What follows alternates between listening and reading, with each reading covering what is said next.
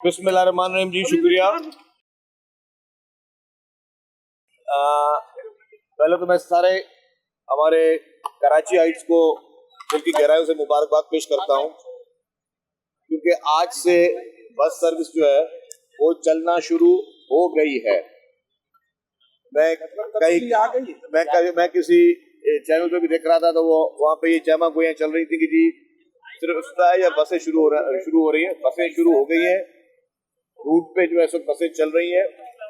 Total 7 root हैं और इसमें मैं इसको डिले नहीं कहूँगा, लेकिन जो प्रोसेस होता है कि जब बसें आने के बाद का, उसमें बसों को, खाली बसों को और फिर वेट के साथ बसों को कुछ माइलेज हैं, वो माइलेज डेड माइलेज कहलाते हैं, वो चलाने पड़ते हैं। और उसका मकसद ये होता है कि अगर कोई उसमें कॉम्प्लिकेशन है या कोई खराबी हो तो उसको ठीक किया जा सके। तो अल्हम्दुलिल्लाह मुख्तलिफ रूट्स पर वो ट्रायल चल रहे हैं। आज रूट 1 जो है, जो मॉडल कॉलोनी से टावर तक का रूट है, उसमें इस वक्त बसें चल रही हैं। पहली तारीख को 4 दिन बाद रूट 2 जो है उसमें बसें शुरू हो जाएंगी। फिर 10-10, 15-15 दिन के गैप से सारे रूट्स, जो 7 रूट्स इस वक्त हैं, उनमें बसें चलना शुरू हो रही हैं।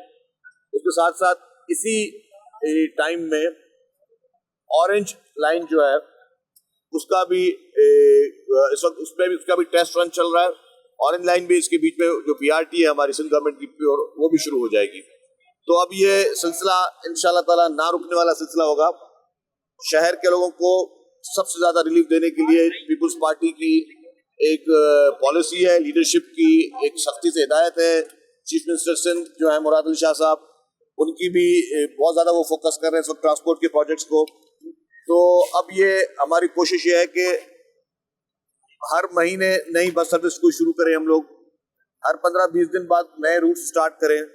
तो ये सिलसिला अब चलता रहेगा और गवर्नमेंट का फुल फोकस है, क्योंकि हम समझते हैं कि कराची पे ये डिले हो चुका है और उसको फर्दर डिले अब नहीं होने दिया जाएगा।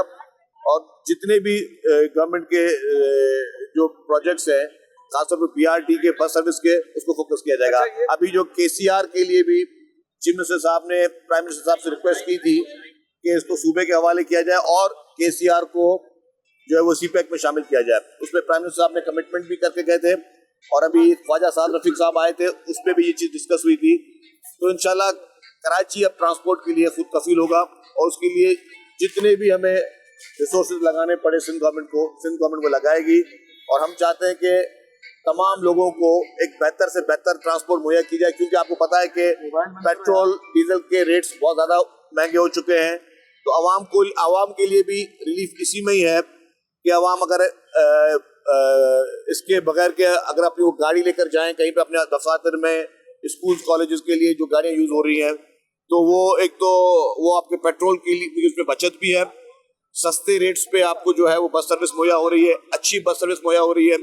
इसमें लेडीज के लिए अलग सीट्स हैं। इस बस सर्विसेज में जो हमारे हैंडीकैप जो हमारे भाई हैं उनके लिए बेहतरीन किस्म की उनके लिए जगह रिजर्व की गई है।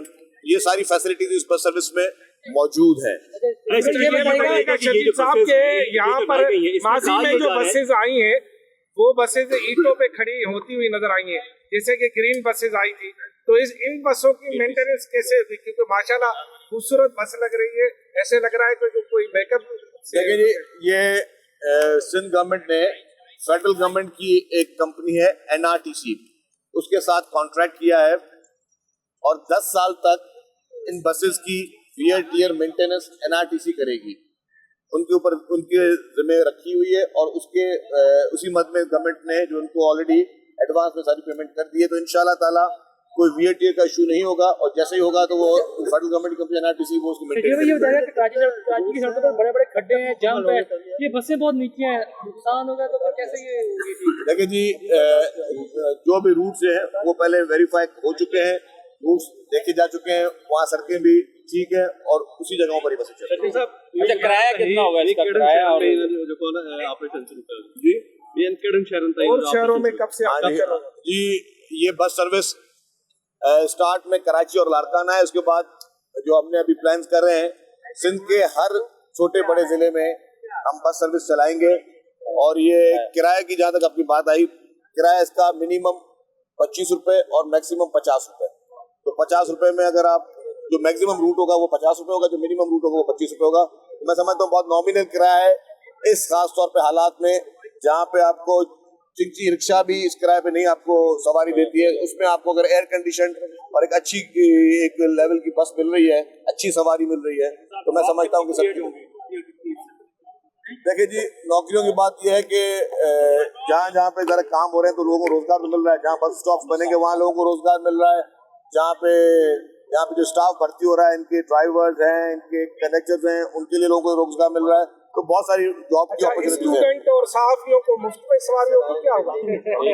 देखिए जी, किराया सबके लिए एक ही है और बहुत नॉमिनल है। अच्छा, किराए का निजाम कैसे होगा, किस तरह कैश होगा, कोई इलेक्ट्रॉनिक मशीन लगेगी? इसके इलेक्ट्रॉनिक कार्ड है वो उसके तहत किया जाएगा। और ये अभी आपको आज जो फॉर्मल ऑर्गेनाइजेशन में हम वो सारी चीजें आखिरी सवाल ये बता दीजिएगा कि जो शहर के हालात अक्सर खराब हो जाते हैं, हंगामाराई होती है, गाड़ियों पर पथराव हो जाता है पुराना रास्ता, इसके अलावा जिन बसें चली थी माजी में वो बंद हो गई, सड़ गई, तो क्या इनका भी असर इसी तरह तो नहीं होगा? और हंगामाराई से बचाने के लिए क्या इकदाम होंगे? देखिए जी, मैं ये पूरे कराची के आवाम से ये गुजारिश करता हूँ कि ये बसेस आप ये ना समझें कि सरकार की बसेस है, ये बसेस आपकी बसेस है, ये आपके वालिदैन के लिए है, आपके बहन भाइयों के लिए है, आपके बच्चों के लिए है। तो इस बस की हिफाजत भी आप लोग करें तो बेहतर होगा, क्योंकि एक अच्छी सहूलत अगर आपको मिल रही है तो उसका फायदा उठाना चाहिए, उसको नुकसान नहीं पहुंचाना चाहिए। और ये मैं बिल्कुल कहूँगा कि यह आपकी बस है, इसको ओन करें इस बस को, और इसको अपनी सवारी समझ के चले, और किसी भी किस्म की इस तरह की कोई इस पे ना हो, ना इसको खराब करने के लिए, ना जिस तरह आपने कहा कि पुराना खाता किसी हंगामे फसाद में। और मैं एक बार बता दूं, अगर इसको हंगामे फसाद में अगर किसी ने नुकसान पहुंचाया तो सरकार भी उसको जो है वो सख्ती से निपटेगी। ठीक है। हाल ही में तुर्की भी गए थे, आपने यहाँ बसों के लिए किया, तुर्की के बारे में भी आप कुछ बता सकेंगे? देखिए जी, कराची के लिए मैं एक और भी खुशखबरी आपको दे दूं कि इस वक्त हम एक और चीज पे फोकस कर रहे हैं, खासतौर पर ट्रांसपोर्ट डिपार्टमेंट हमारा जो कर रहा है उसमें हमारी तुर्की से भी बात हो रही है, चाइना से भी बात हो रही है। और हमने ये फोकस किया हुआ है कि क्योंकि पाकिस्तान में आपको पता है कि फॉरेन इन्वेस्टमेंट कम आती है नॉर्मली, हमने लोगों को स्पेशल ऑफर्स दी हुई है कि अगर आप लोग कराची में आके अपने प्लांट्स लगाते हैं, यही बस डेफिनेटली बाहर बनी, बाहर से इंपोर्ट ड्यूटी थी, सब चीजें हुई इस बस में, एक कॉस्ट उसमें आई होगी। लेकिन अगर यही चीज पाकिस्तान में बने तो उसके 3-4 फवायद है कि एक तो आपको इसकी कॉस्ट इफेक्टिव होगी, नंबर सेकंड कि जब ये बस यहाँ बनेगी तो यहाँ लोगों को रोजगार मिलेगा, जब यहाँ मैन्युफैक्चरिंग होगी तो गवर्नमेंट को टैक्स मिलेगा, एक नई इंडस्ट्री लगेगी, रोजगार के बड़े मौके होंगे।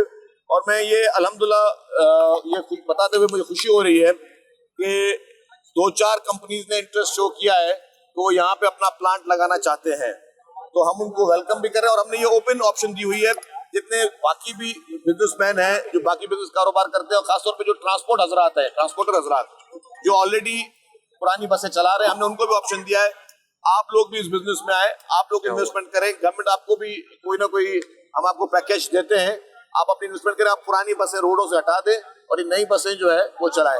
और जिन जिन रूट्स पे ये बसें चलेंगी उस रूट्स पे हम पुरानी बसों को खत्म करें। Thank you.